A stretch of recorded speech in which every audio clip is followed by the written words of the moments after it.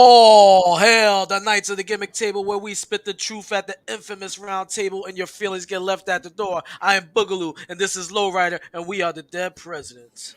Welcome. What's up, everybody? What's up? Thank y'all for tuning in today.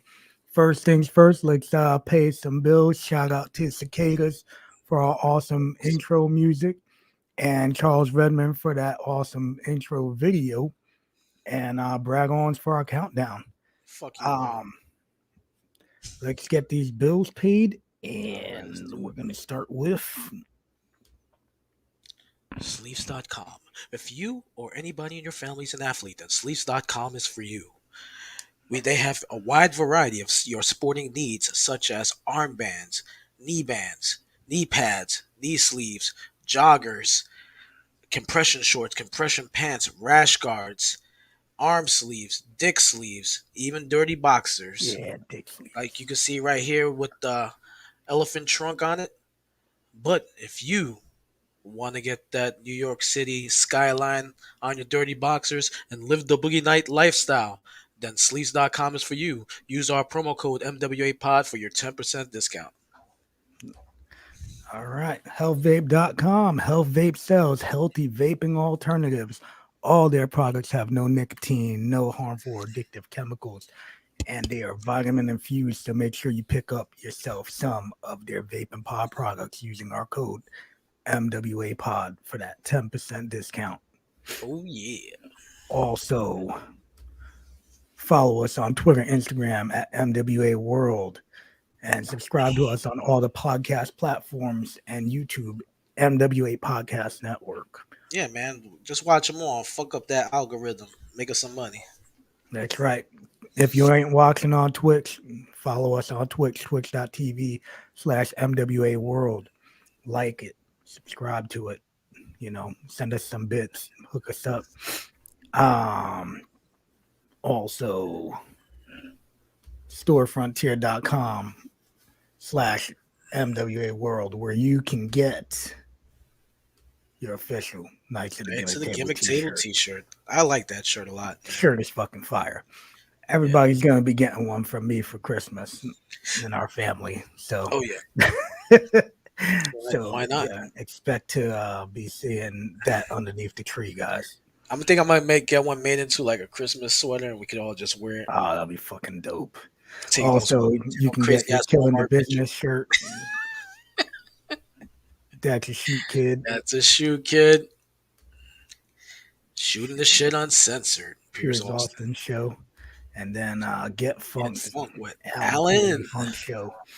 Yeah, there's all kinds of t-shirts, koozies, face mask, all kinds of shit that you can buy for your podcast to support your podcast. We do appreciate it. So make sure y'all, if y'all can, get with it.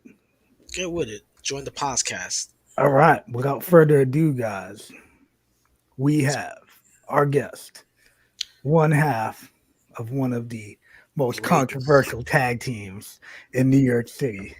Probably one of the best tag teams. Yeah, they were over as fuck, man. I used to love fucking. I used to love her. It was like a night off, man. That shit was a night off. Hey! Oh, there he goes, brother. Did I just do what I think I heard, or was that a figment of my imagination? That's right, bro. I gotta tell you something. First of all, thank you both for having me on tonight. And 32 shows in, you guys are like a well-oiled machine now. You're carrying me like it's 2000 again. You know what I mean? Like, what's going on? Thank you guys for having me. It's good to be back on the MWA Podcast Network doing the thing. We out here podcasting. All day. Podcast. Absolutely. I'm excited. So, thank you for coming on, brother. Thank you, man. If y'all don't know, Mike Tobin is one half of the Boogie Nights. Probably one of, if you don't know who the Boogie Nights are, very ripped off. A lot of people ripped them off. Disco Inferno and Alex Wright ripped them off. That was the first one, but what are you gonna do? What's up, Piers? How you doing, brother? Frankie Kazarian ripped off their Karate Kid theme music. Hey, listen, that was the best theme song in the history of wrestling. A lot of people wound up taking that one, but we did it first. Oh yeah. Absolutely. And they even came out with the Cobra Kai geese before Cobra Kai was cool. And Yeah. that's the funny thing, 20 years later, right? Like we were always Cobra Kai until, the first time, actually, when we wrestled the SAT in the Cobra Kai outfits, and then the Pops, 2 what's ED going came on? out and beat us up to death. I'll never forget taking a tombstone. No, Drake took the tombstone. You guys left us laying in the Elks in the Cobra Kai outfits. But that's one of the many times, too many to count, that we crossed paths over the years. Like our histories are way intertwined. So I'm excited to be here with you guys again, bro. Yeah, I remember me and Flex being in the crowd when you and when you and Drake wrestled against Louis and Damien Yep. at USA Pro, and we used to always be out there like, yeah, fuck y'all. Because here's the thing. That whole crowd would be all fired up for y'all, man. And you'd be right on the rail going, yeah.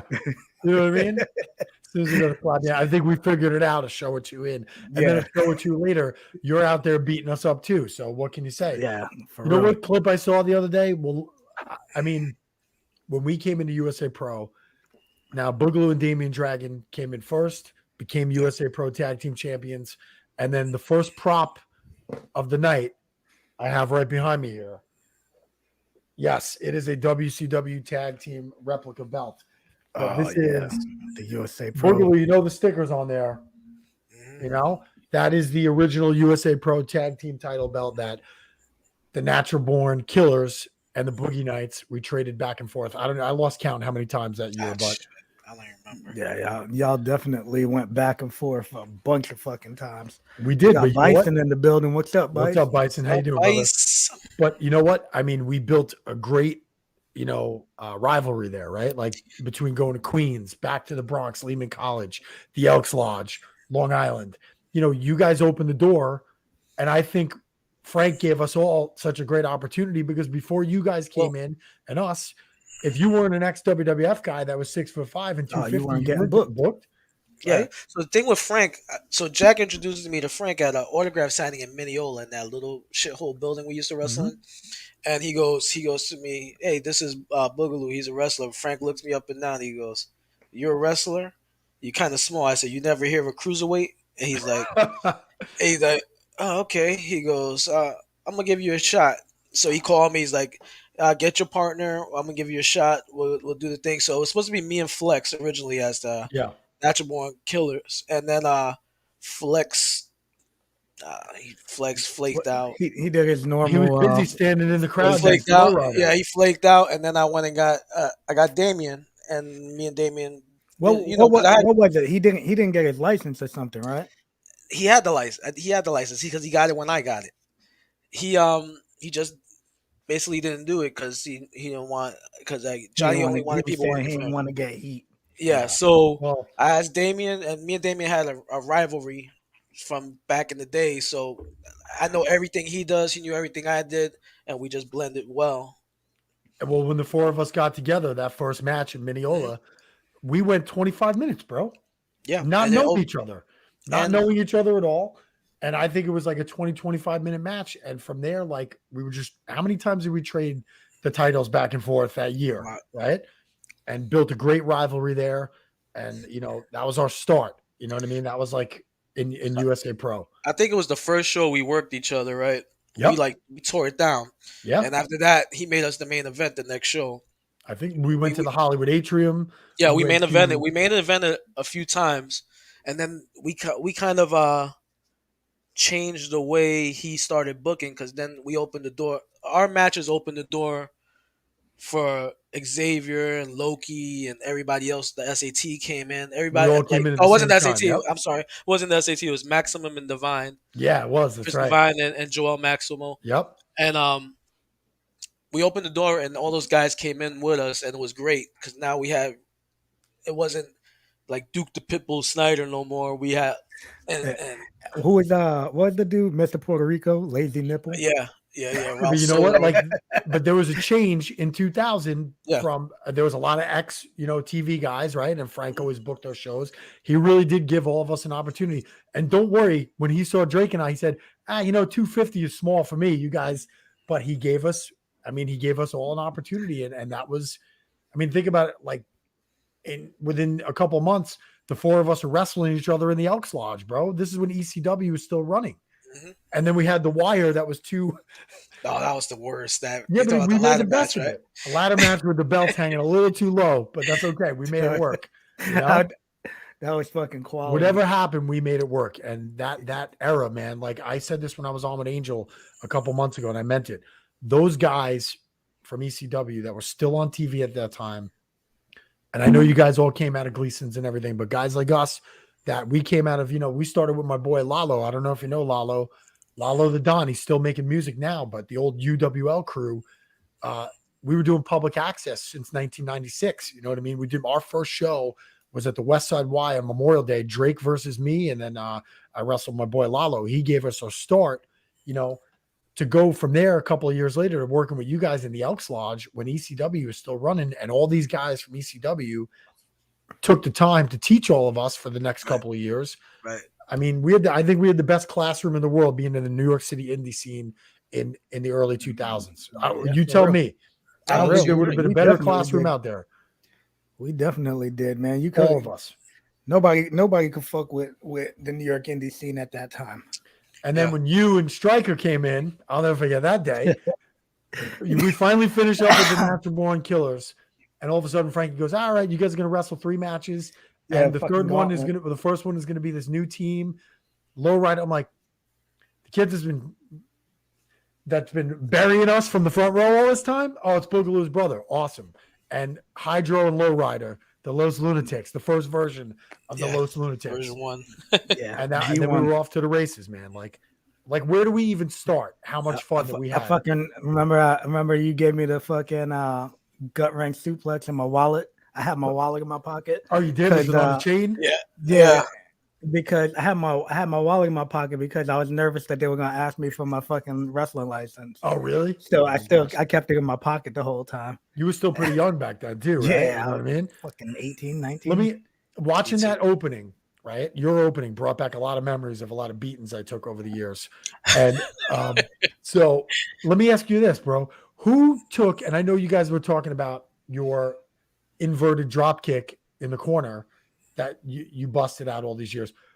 Who took that more than me? That's all I want to know. There's not a person in this world that took that drop kick more than I did.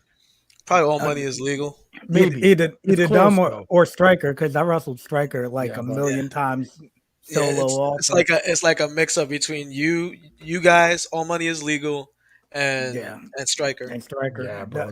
Those were probably the guys it's probably definitely between those 3. We all came up at that same time, and then you know what? Like, okay, so we're in 2000. Yeah, but who took it to the back of the head? Who took it? What, the drop kick? No, the jaw tapper. Somebody took the jaw tapper to the back. Yeah, I did. I took it. Yeah. I don't know. Oh man, I was.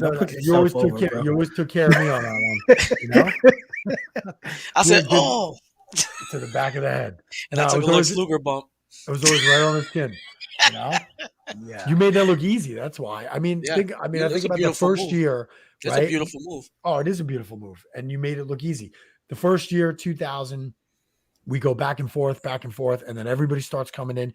You're right. USA Pro became a whole new place, and then January of 2001, Jack starts running, and you got 2 shows running in the Elks Lodge, 2 different shows, 2 different crowds. We were working twice a month in that building.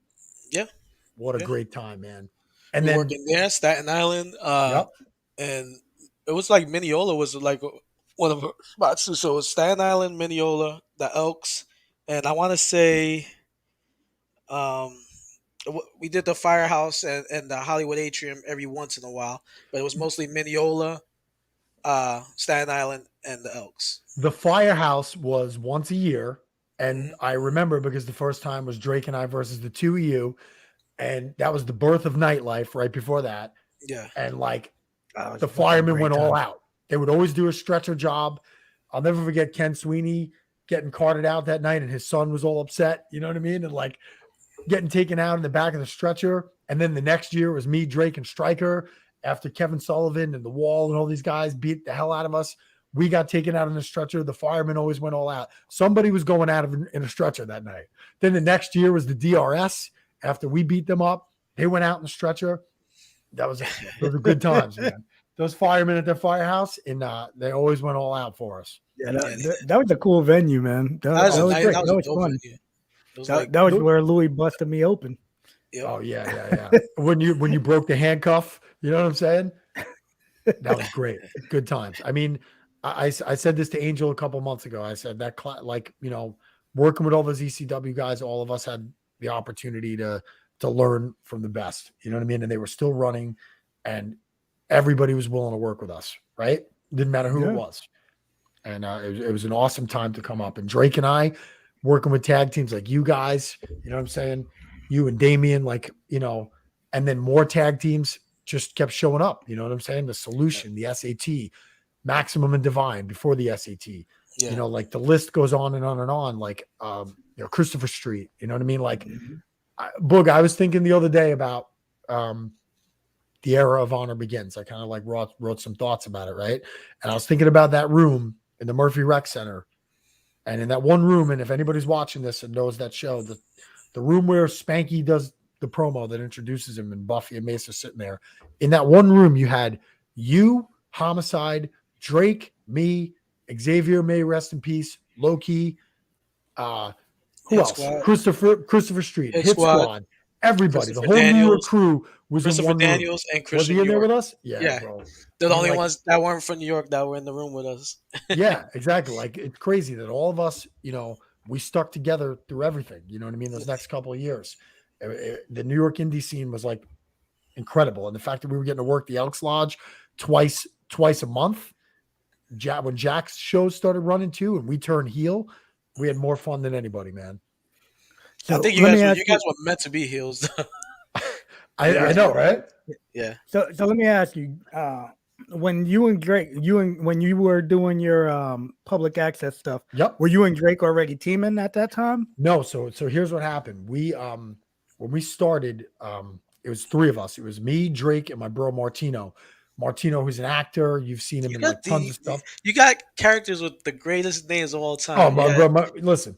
Who's the other guy? Martino was a smart one. He got out of wrestling. You said, what was the other guy's name? Tony Lowe. He was real Tony life. Lowe. I remember that dude. Tony Lowe is probably watching right now. It's my little brother's best friend. And he came down to the school, took a few bumps, and Frankie saw him bumping and was like, "You're wrestling me on the next show." Because he was such a good bump taker. Yeah, and a hell of a heel. Carmen Narducci was a real dude from the neighborhood. You can't make these kind of characters up. What's that? The Black Dynamite Kid. You have Dynamite the best Kid. characters. Everybody from the Bronx, man. But you guys are from Queens. And no. So we started with my boy Miguel Lalo Perez in Brooklyn. He invited the three of us. Here's what really happened. This dude, Big Al, who's been on public access for 25 years. He's great. You know what I mean? Saw us wrestling in Penn Station. And I had footage of this. Beating each other up. Me, Drake, and Martino. What's that? How'd you motherfuckers wrestling in Penn Station? Yeah, bro. Explain this to us. Yeah, okay. So here's how we started. We used to go out from the WWF shows in 95 and just beat each other up on the street. We'd be pulling Ranas out and spots. And I got footage of this. Drake pile driving me on the platform at Penn Station. And this dude, Big Al, videotaped it. Said, "Yo, let me tape this. My boy Lalo's got a show." He hands it off to Lalo. Lalo invites us to Brooklyn. This was the UWL, Urban Wrestling League. Lathon was there at one point. J-Train was there at one point. What? We would go to Arena Puerto Rico and train sometimes, but it all started in a boxing ring at Myrtle Ave. You know how far the train ride is from Pella Bay in the Bronx at the end of the 6th line to Myrtle Avenue? I know. That's how we started. So we were doing public access, and then we started Memorial Day 1996, Wrestle Jam 96. Now, you know how stiff the commission was back then and everything, right? Yeah. We go, somehow Lalo managed to get the West Side Y on 62nd Street in Midtown Manhattan on Memorial Day 96 in the theater room. We went downtown. We picked up Pete McKay's ring. We put a show on, and people showed up. They advertised it on the show in public access. Drake and I wrestled each other. We beat each other up. He was Stunning Kid Dan. You know what I mean? And Stunning Kid. And I was Nature Boy Mike Tobin because I was a huge Ric Flair mark or whatever it was. This is the old days. And I got to see this footage. Oh, there's footage of all of it, bro. Lalo put out a rap video the other day Urban Wrestling y'all, League. y'all gotta fucking put this stuff on Yeah, YouTube, bro. Well, you know, Luciano Burns, he was there. You know what I'm saying? yeah. Who else was there? A lot of Manslaughter was there. He was part of that. Shaolin. That's what Shaolin, Yeah, yeah, the I know, assassin. I Shaolin. know. Yep. Manslaughter was part of this. We were all the UWL 1995. Man We were all Slider's a good dude.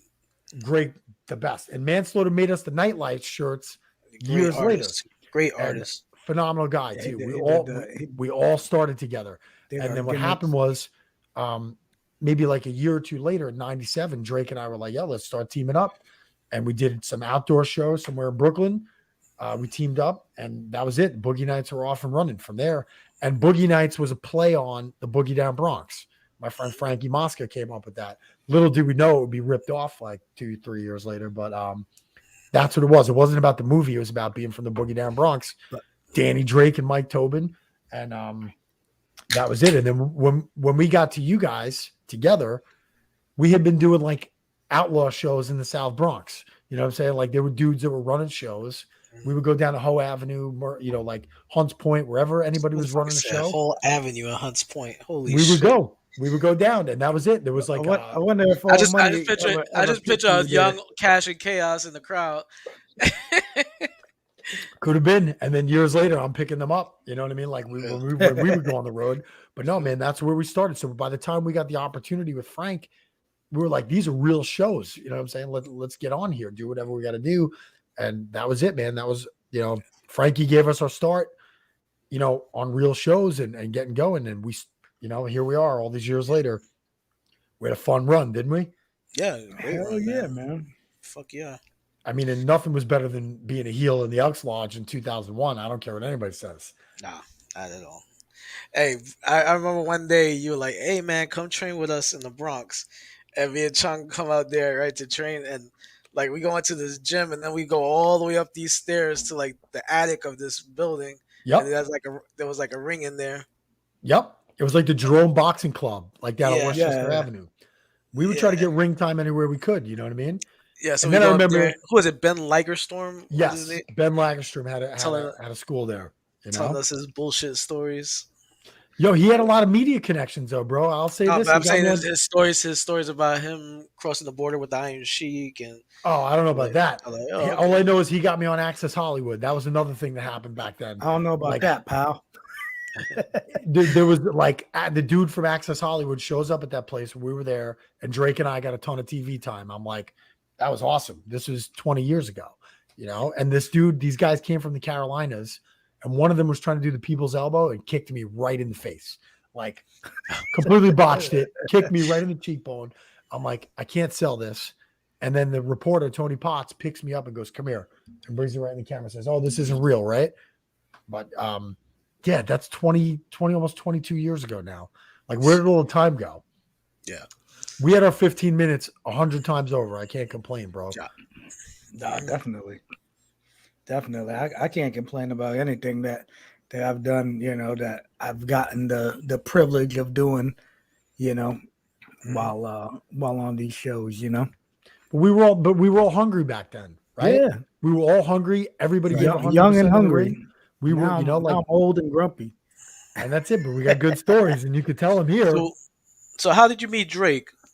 We were friends since we were teenagers. All my boys in the Bronx. So you met in high school, or Well, they went to a different school than I did, but yeah, like once our crew put us together, they're like, you two are gonna be like, you know what I mean? And sure that dude's enough, he was an animal. he was amazing in the ring.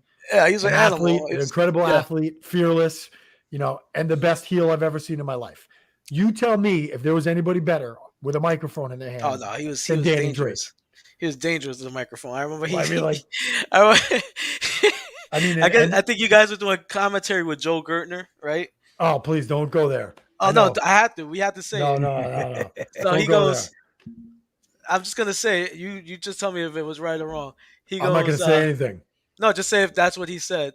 It was something about the slit in the neck of Anna Nicole. I don't know about that, man. Nicole It's 20, Smith- it's Nicole 20 years Simpson. ago. Yeah, Nicole Those are the- Simpson. You know, He like, said talk about banging the gash and oh my God. Oh my God. No. There was, you know, like but back then it was a different time too. You know what I mean? Like I remember calling a whole show we took the tape, the show where you and Stryker had your first match in the Elks, right? Okay. We sat there and with a microphone and just commentated over that whole show.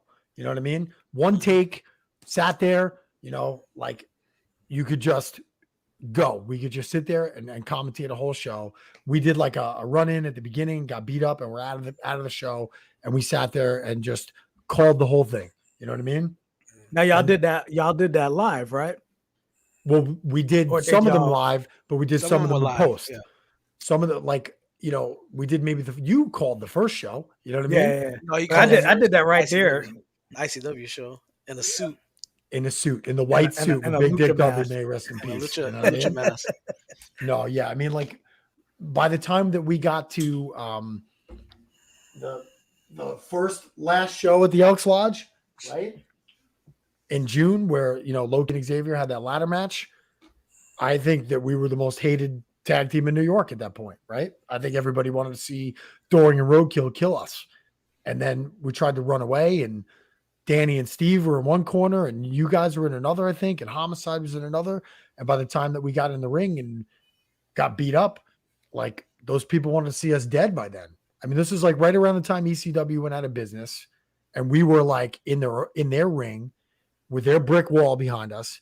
Right. And Drake and I were just like, who cares? You know what I mean? That was heat back then. That was good stuff. Fucking quality. And and you got the brick wall behind you now. I do. Not the ECW brick wall, but would you just look at it though? Let's turn around and look at it real quick. There it is. Yeah, memories, it is, baby. Memories, brother. No, we had like so much fun being in the ring with all of you guys. You know what I mean? Especially like I remember the build up to. Let's talk about that first show, right? The first ICW show.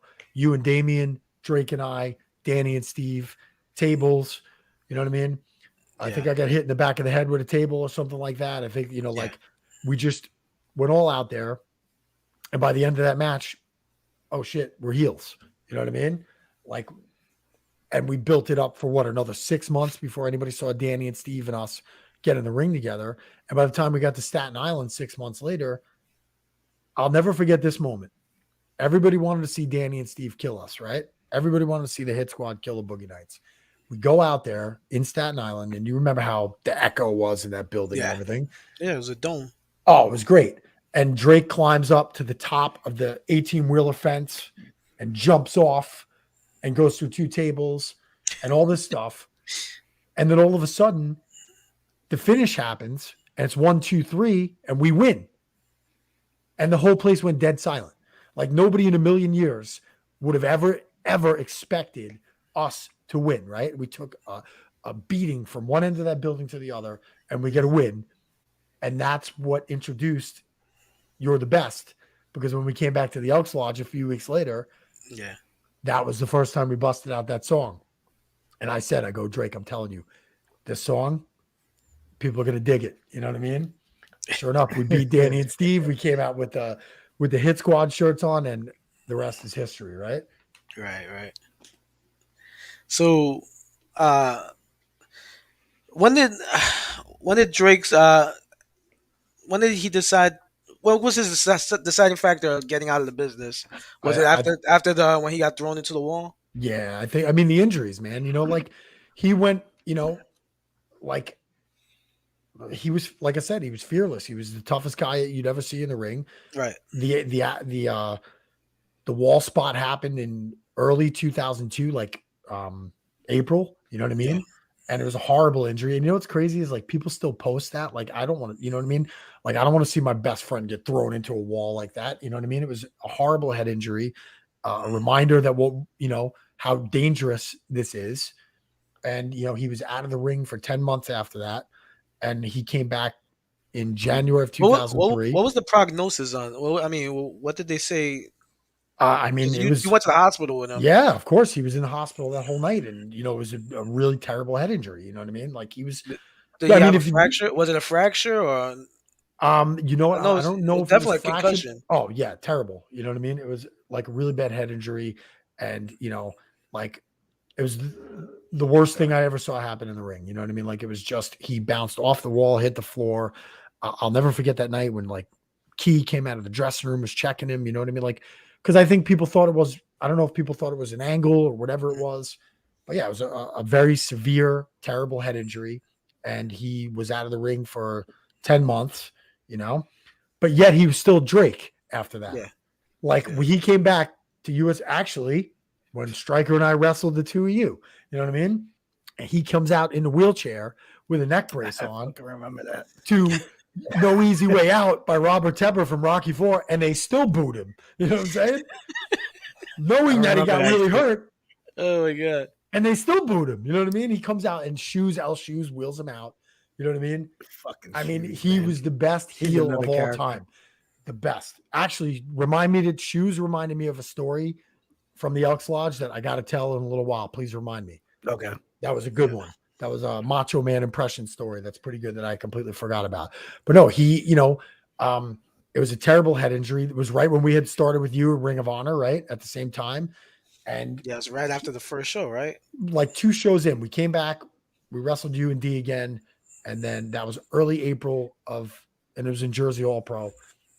And yeah, he was out of the ring until January of the following year. He wrestled me in the Elks Lodge. We did this whole angle and to see, how he felt in the ring and everything like that. And then 2003, we had this, incredible run where he was working a different style, you know what I mean? And we were having awesome matches with people. Like, we came back, we had the whole nightlife Becky Bayless wedding angle that went on for 6 months. And, we were wrestling the DRS and you guys, and, we had this awesome, that's when Tony Lowe came in, and I think the day arrived when he knew that it was time to go. And it happens to all of us, man. Right. He's the only guy who ever retired from this business and have come back and meant it. You know what I'm saying? And you got to respect that. The fact that he knew when it was time to go, he went out in the peak of his career and walked away, man. I just wish he would answer, sometimes when we message him. Don't worry, bro. One day it'll be Boogie Nights of the Gimmick Table and we'll all be together again. You know what I mean? Fucking awesome. He's the greatest, man. He's the greatest. I love Danny Drake. He was, and everybody respected him. Everybody loved him. Oh man, he was such a fucking awesome dude, man. Just great dude to be around. Best pile driver in the game. Best pile driver to this day. Best pile driver ever. I took that pile driver a bunch of fucking times. I remember you telling us and in the beginning, I was like, fuck, I ain't taking no damn pile driver. And I was like, you know what, man? I seen the way he did it, and I was like, man, you can do it. I'll take it. Fuck it. Yeah, his pile driver was the greatest, bro. Because that was, like, we were doing the spike pile driver 20 years ago, like Tully and Arn. Yeah, bro. He was, and on the microphone, he was great. In the ring, he was great. He's just, but again, what's harder than walking away? Because being out there is, you know what I mean? Like, we all know it happened to me like 5 years later. I'll never forget 2009 or so. I was like, the funny shit was him on Tough Enough. Fucking jizz rap. Oh yeah. He was, dude. Yeah, he cut a hell of a promo for Tough Enough. I forgot about that. Yeah. I think it got on the show, right, or something. Like that? So he's in the show, and they tell him to take off his shirt, and he the Tom Selleck build. Yeah. He goes, I didn't expect that I'd be taking off my shirt. I kind of look like Tom Selleck on this. The best, man. He's the best, bro. He tells that to Taz. I was like, this is the greatest shit of all time. Because that's the whole thing. Like, there was never a moment, like, sometimes I'd be like, I didn't know what to say. He always knew what to say. Yeah. And he'd feed me lines. You know what I'm saying? Or whatever it was. It was always, we just had fun. You know what I'm saying? Like, and then when we got to the Cobra Kai thing, like, the people that hated us for all those years turned us totally babyface. That fucking crowd was chanting, "You're the best." Shit was awesome, dude. Everybody was singing along with it. It was fucking quality. And how crazy is that to do a turn like that? Like, a week before we're again in the Elks against the DRS as heels. A week later, we're working the SAT in Cobra Kai outfits, and they're cheering us, right? Yeah, we had good times, man. And what's crazy to think about it? It was only a couple of years that we were together, like, regularly wrestling. You know what I mean? And then, Hey, you want to answer this question?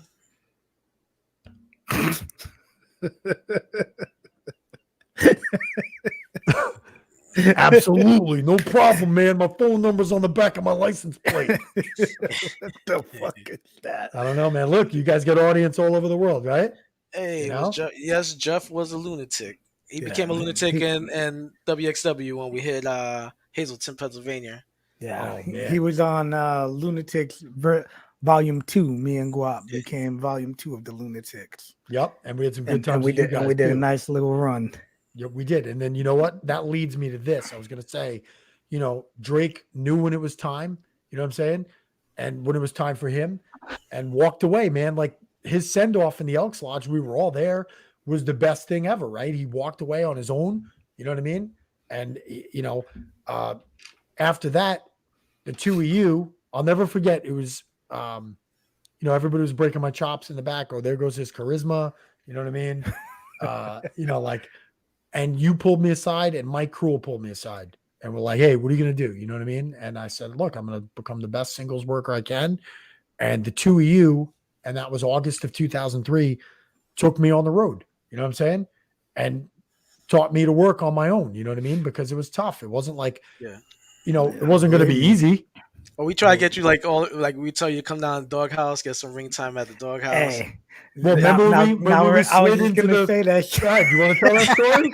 When I came to the doghouse and my brakes failed? Who the fuck was I talking about with that? Remember I told you that I was telling somebody about that the other day. I Be said, careful what you wish for. When we get Tobin on, we're gonna have to bring up the fucking story of You driving showing them down- how to get to the doghouse. You're like, Yeah, I'm gonna ride with I'm him so I telling can him- show him how to get there. I was like, yeah, I'll ride with him.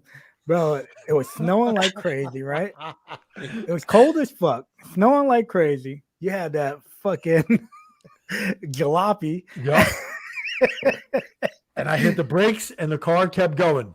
Yeah, we were looking for parking and we go down to one of the back streets over there by where the doghouse was. And he steps on the brake and we just keep going. And he's like, oh shit. Oh shit. And he's like hitting the brake repeatedly and that shit just keeps going. Yeah. All of a sudden we hit boom right into the back of this car, right? And he's like, fuck. Did you hit it hard? No, Nah, it was just moving. Bro, The he car just just kept wouldn't stop sliding. moving. I probably say he slid down half of the block. Okay. At It least he was kept it in just like- control. At least he kept it in slid control. He into a wasn't doghouse ping that ponging night. off the parked cars. No, it was No. just slow. It was just like it was legit. We probably were going like 3 miles an hour, just But it just slowly, wouldn't- the car just wouldn't sliding stop. forward. I was like, And those he's- were all and one-way he's stepping streets. on the brake. Yeah, he's stepping on the brake, and it's just like you hear the brakes locking up, and it's just like, and it's just going, keep going. All of a Yep. sudden, we hit the back, boom, and he's like, "Fuck!" All of a sudden, dude gets out the car. Motherfucker was probably like 6'7", big, huge black dude, and we're like, "Fuck." like, all right, everybody good? Tobin's like, good to go. hey man, sorry bro, are you okay, man? Dude's like, yeah man. He looks, he's like, We're good to go. We're good, everybody, man. That's He's it. like- Everybody was all right. But we were like, oh shit, what is Well, gonna because it's just the happen car now? wouldn't stop. You know what I mean? And then we still got in and trained and everything. No, yeah. And then you know what? And then you guys took me on the road and that started me off on my own. You know what I mean? And I'll always appreciate that. The reason I had a singles run at all is because you guys took care of me, took me out, and taught Riding me in how to the work man on up my own. van, The man up van, you know? big old church Forever. van. That was Guap. great times, man. Yeah, that Going shit down to was good, yeah. WXW and wherever else we wound up, right? Yeah, we Working did. all you guys single. You came out to Connecticut with us too, right? Yeah, Yeah, that yeah, that he went was everywhere with us. I did. Well, that was when I wrestled. I think it was Tony Nese when he was like a kid. You know, Yeah, he went everywhere with us. that was with Joel Gertner, right? Yeah, we did. Yep. Joe Gertner, we did. We We went did everywhere. quite a few. No, that was places for up there. Jason. That was for Jason. No, it was for Joel Gertner. It was MXW or something like that up in Connecticut. We went, and then I used to pick up Cash and K in Hunts Point in the Ford Escort, and then we go out to Pennsylvania, wherever we were going, and then coming back from the Poconos on Friday nights in the church van. Great times. Yeah, man. I wouldn't trade those times for anything, man. Fucking rapping. Whatever it was, we stayed awake. Cash would be rapping. we'd be putting beats on, and Cash would be rapping. But the matches were always fun, man. I loved working down there. I loved when they gave me the opportunity No, it to was put cool, the sweater man. on and be the preppy with Rob Dimension as my That was manager. actually that was what I I was like, fuck, man, this is a cool fucking photo when you sent me the photo and shit. Oh yeah, of you and I.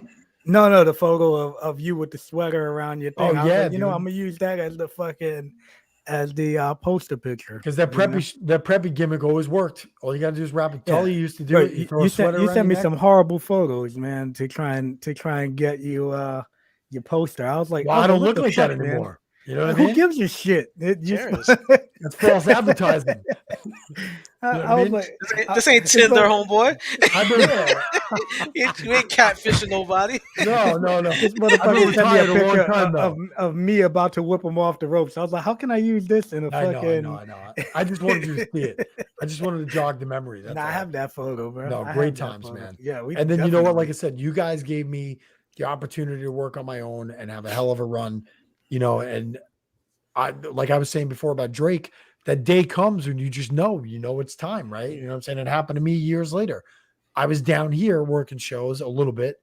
Actually, what happened first was, like I had an awesome run in ECWA too. And then once I moved here to Florida, I would How'd you get fly into back. ECWA?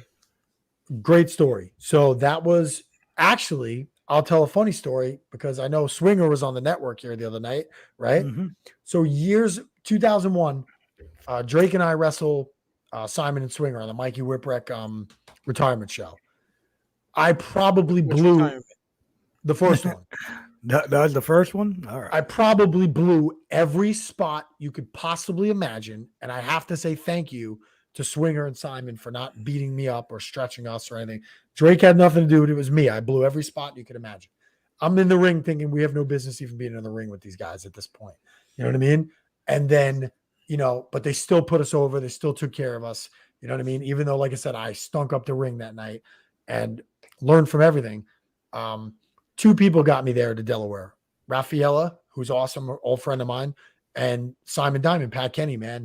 He, after that, looked out for me, became a part of nightlife years later, Yeah, was a great mentor. You know what I'm saying? That's what I talk about, that classroom, that we had guys that took the time to say, hey, I see something in you. I'm going to work with you. You know what I mean? Let's do something. You guys, we all had that opportunity. Did you keep in touch with Simon? Yeah, every once in a while. He looked out for me tremendously over the years, man. And, he was the one who, got my foot in the door over there, and I'll always appreciate it. And that's the thing. Sometimes the people that, that helped us out over the years, it's a simple thank you, right? Like I could sit here and you guys, like, how many people looked out for you that were in ECW back in the day, right? When you first came Angel. in. Of course. Angel, that's about it. But I'm sure he knows how you appreciate it. You know what I mean? Because again, before Goodman gave us all a shot, guys that were our size were not getting booked anywhere, right? Right. So yeah, man. And then what happened was, fast forward many, many years, in 2008, I moved down here. I go work a few shows for Frankie in Orlando, and I was in Delaware. I fell out of the ring and I snapped my arm in half, right above the elbow. Broken How'd humerus. you fall out the fucking ring? Because it was in a battle royal. The simple things, right? Oh, okay. So you got thrown out. Because I didn't get thrown out. I threw myself out. Nope, that was a year later. This was a simple. So Chase Del Monte pulls the rope down. I go over.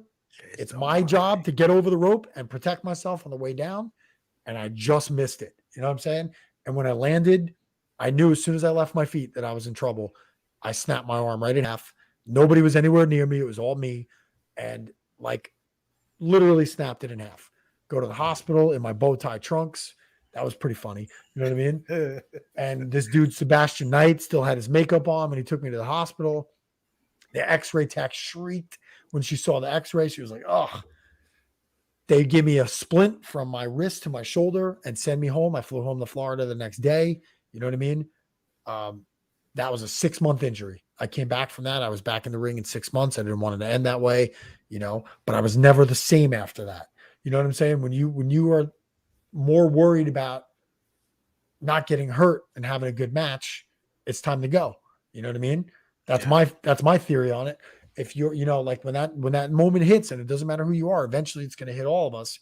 When you're more worried about not getting hurt, then you have to reevaluate and say, hey, and I still had, I cut my schedule back down here where I was working for Pro Wrestling Fusion, which was a company that Joseph Samael from MLW was running. They were great. They were running good shows. I think And they're then- still running, aren't they? I think he's got a company in California. I don't think it's the same name, but there was awesome okay. talent down here. Between Frank's shows and those shows, I was working with guys like Naftali, Milo Beasley, Chris Jones, Craig Classic. There were good, really, awesome talents down here. And then I went back for the Super 8 in 2009, and that was like amazing to get that call. You know what I mean? And I went back. I got in the best shape I could in my life. I wrestled Tommaso Ciampa in the first round, and I tried, like, when we were young guys, you remember, I could do that springboard leg drop with no effort, not even thinking about it. What happened was the ECWA crowd had turned me into a babyface. I was a heel there the whole time, and I tried on the comeback to pull that old springboard leg drop out. I put my hand out, and as soon as I landed, I knew, like, my wrist was shattered. It was the radius bone was like split in half. And Sean Bennett from WWE, who's an awesome guy, saw it, and he got me through the match. And Tommaso got me through the match, and we finished up. And like, that was, and I'll show you on camera here, if you see the holes in my wrist, right? You know what I mean? Yeah. That was an external fixator and a bar for 2 months, pins, and we all go through it. We all go through the injuries and everything like that. But, like, dude, I was like 32 then. You know what I'm saying? The moment comes and you go, hey, you know what? Like, it's time to walk away. You know what I'm saying? How old are you now, Mike? I'll be 45 in a couple months. Can you believe it? Time flies, brother. One more run. Yeah. Older than a bitch. Okay. So you're At least you 77. ain't as old as fucking Mega. Yeah. Hey, listen, but Mega's still doing his thing, man. Mega's miss Mega, 100, bro. Mega's 142 years old. What? Mega's not Yeah. 142 years old? No, Nah, he's the best. He, And he he's, can almost, still he's go. almost up there with Raksha. He Rockefeller's he still wrestled. Mega's not dead yet. When he wrestled like a couple weeks ago, like I guess like a couple weeks ago for NYWC, he wrestled, came back, and that was the anniversary because 50 years before that he walked with Martin Luther King and Mobile. Yeah, so I mean he's Mega's doing the his best, thing. man. Nobody had more fun than me and Mega in the car, bro. And you know what? Let me tell you a story about Mega, the person. When I broke my arm that night in 2008, all those guys had a 2.5, 3 hour drive home, right? We've all done it. Those nights that we were in Mount Carmel or Hazleton or Allentown or wherever it was, and we kept each other awake on the road. You know what I mean? I snapped my arm in half. Or me and Guapo sleeping while Louis was sleeping and we were supposed to be driving, but we were driving while sleeping. Yeah, it happens. It happened. But no, what happened was when I got out of the hospital that night, did you see that? We would always go to the steakhouse, whatever, afterwards. It was Mega, Jimmy, Papadon. I don't know if Nana was there. Nana was usually there. Tony Nese was there, a couple of boys. Before they went back to New York, they waited in Delaware to make sure that I was all right. And I had this big thing on. I would have left your ass. I know you probably would have, and I wouldn't have blamed you. I'd be like, listen, make your flight. I would turn into MacGyver. I'd be like, get 2 sticks and a lot of sports tape. We're gonna wrap it up, and I'm gonna take you to Montefiore. Let's go. And that's that. We're going back to the ER and the BX. No, but you know what? I said this multiple times, and I'll say it again. The greatest gift that this business ever gave me is the friendships. 100%. The fact that the three of us have been friends for over 20 years, legitimately, right? Yeah. You know what I'm saying? That no matter where you are, we got people everywhere. Yeah. I call it the worker protection program. Me and Danny Moff came up with that. We're like Henry Hill. We're stashed all over the place. All the old indie workers are everywhere. But it's the truth. You can't be on the road with the boys and the girls. You can't be in the ring without that bond being there. And again, the greatest gift that this business ever gave me was the friendships. 100%. Definitely. Hey, so how many you in now, Chung? What, beers? You just cracking another one? I'm cracking my third, Nice. Tropicana. I'm on my 7th water This here, is the brother. Tropicana pineapple IPA. Drinking this iced tea, bro. Doing the thing. Let me tell you that true story. Citrus, mango, lime, and now pineapple. But yeah, tell me the shoe story. Tell me the shoe story. Okay, so I got reminded of this not too long ago. Now, if you know me, you know that I'm like the biggest savage mark in the world. Macho Oh, Man's yeah. my hero. I've been doing the impersonation forever. So And Scarface. and yeah, hey, but no, so apparently Where you years from? I posted a video of me doing a Macho Man impersonation. Shoes reminded me on Facebook like a year ago, or whatever, and I just remembered this. Apparently, me, Drake, Danny, and Steve, Shoes, and a couple other people were in the basement of the Elks. Remember where the bar was or whatever, like Mhm. downstairs? Yeah. And I'm doing the whole, yeah, brother, doing the thing. Unbelievable, man. Yeah. And apparently Bigelow came busting into the room and was like, where the fuck is Macho Man? You know what I'm saying? Where is he? You know what I mean? I guess like looking to throw down or whatever it was. And like, how awesome was that we would have Bigelow on these shows and telling stories and everything like that? Yeah. I guess Bam Bam came busting into the room looking to find out where Savage was. That's And they're all like, awesome. no, it's just him doing dumb shit. You know what I mean? He was like, oh, I thought it was, and I had to ask Drake. I was like, did that really happen? He's like, yeah, it really did. And Shoes is like, you were in the middle of it. How do you not remember that really happened? You know how many times like Louis would tell me something and I'm like, we worked that person? Yeah. Wait, we did that? Like when you mentioned me and Louis versus you and Striker, I was like, I don't remember that. And then when you said, that Bobcat Drake was came there. out with the fucking neck brace, Yeah. then it clicked. I was like, oh shit. That I thought- Bobcat was out there. Yeah. For then some wait, reason, and I then thought that you- was just one of our matches with No. you guys. No, But- you beat us up. This Oh, is because Nightlife. Drake had just got hurt. Yeah. So Striker and I versus the two of you. You guys go over, you beat us. And then Luna Vachon comes out and beats all of us up. It was awesome. Like what an honor it was. See, I to don't get beat even up by ever her. remember She Luna didn't beat being me on a up. show with us. I would let Not her you beat me guys, up, though. us. Luna I came would out let and her beat up beat me up, me. her sexy ass. She took Drake's wheelchair and threw it into the guardrail. You know, she was amazing. Like, Hey, so people like, oh, I was like, if you ever saw her, like, she was really she was beautiful. oh, And I when think she was when awesome. She was oh, awesome. she was no, I'm talking about like looks wise. She was Yeah, actually and beautiful. just a cool person and a cool Yeah, person. great, And she, great like, person. But she and didn't really she- talk like that. yeah, but and I'm like, What's your what is proudest my moment? proudest moment? Wow, that's a good question, Pierce.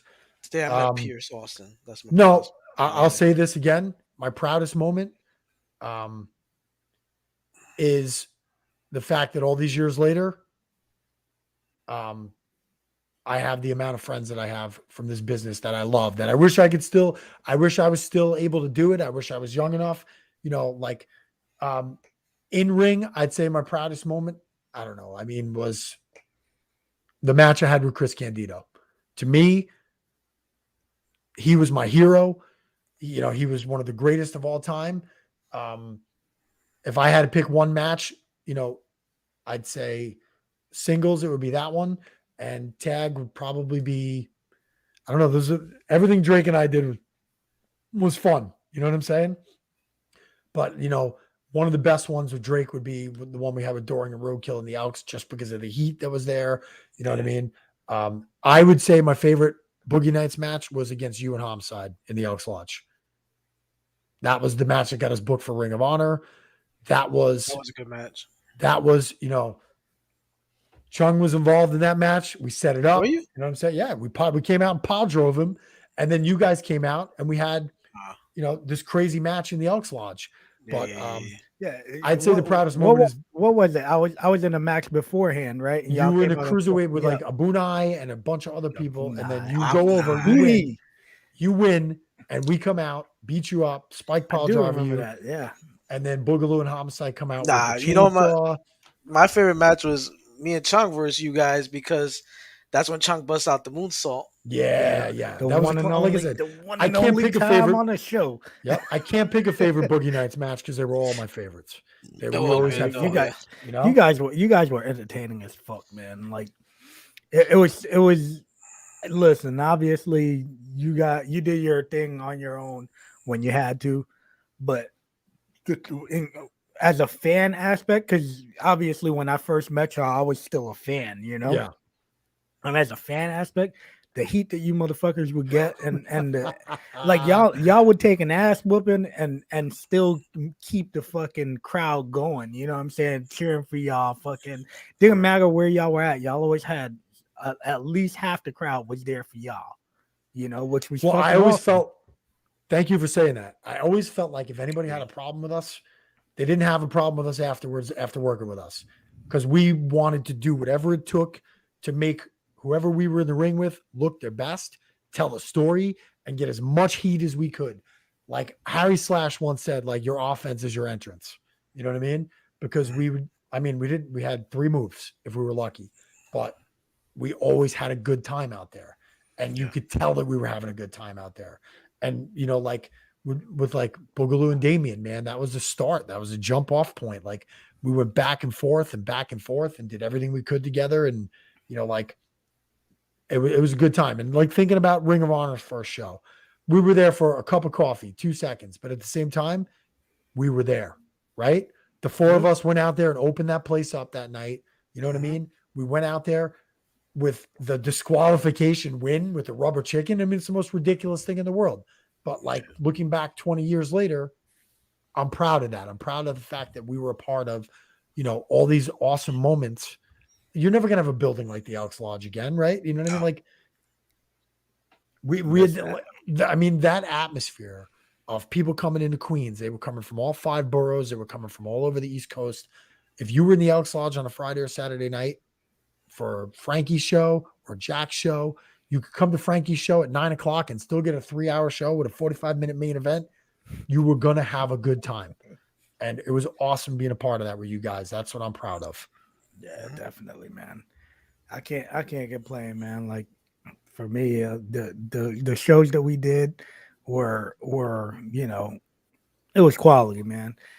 But we're getting close to that wrap up time, Tizzy. Oh, wait, and obviously, you know, Reach back for something. you are welcome back anytime. Thank you very much. want, bro. Well, This even, time went fast. Even if you want to jump on to, because you know who we're gonna be having on, you know. oh yeah, that's why I always invite you're them on. more every than once in a while. welcome. Yeah. It's always fun, because man. you know you done traveled with all of us, so I'm proud of you guys and the work you're doing. And number 32 is in the can. Yeah, man. Yeah, keep up the great work, brothers. Exactly, Pierce. Exactly. The time It fucking did, Pierce. flies by, brother. It did. But I forgot to show this. oh, look at that, man! Look at those kids. That's Love my those boy guys, Paul man. Wise from Texas. Did that for us. Beautiful, beautiful, beautiful. It was a hell of a time dancing with you guys all those Tizzy, years. if you don't mind waiting a minute, I would say, you know, we could say goodbye. You know what I'm saying? I'm a memory, brothers. Yeah, brother. All right, but without further ado, let's wrap this up. Let's pay these bills, Louis. All right, All let's right. do it. Thanks, guys. Healthvape.com. Health Vape sells healthy vaping alternatives. Make sure you pick up your healthy vaping vape and pod products using our code MWA pod for that 10% discount. Sleeves.com is your one-stop shop for all your athletic needs. So if you or anybody in your family is an athlete, go to sleeves.com. Use promo code NWAPOD for your 10% discount. Get those dick sleeves. Also, guys, what is it? Storefrontier.com/MWA World. Pick yourself up that MWA podcast merchandise from all of our shows. And subscribe, and watch all our shows. Yeah, That's we the got Gimmick we got a Table, bunch of good Shooting the shows. Shit Uncensored, the Funkin' Kingpin Show, Wrestling with Killing Sports. the Business, Wrestling with Sports, NXT Roundup. You know, watch Shooting them all. The shit. I don't know if we say shooting the shit, but Yeah, if Shooting we the Shit didn't, Uncensored, and Wrestling with Tragedy. Watch them all. You're gonna enjoy them, and let us know what you think. All right. all right. On that note, goodbye. We love you guys. See you next week. Hey, make sure y'all follow Tizzle if y'all don't. Mike Tobin. Thanks for having me again, brothers. Later. Yeah.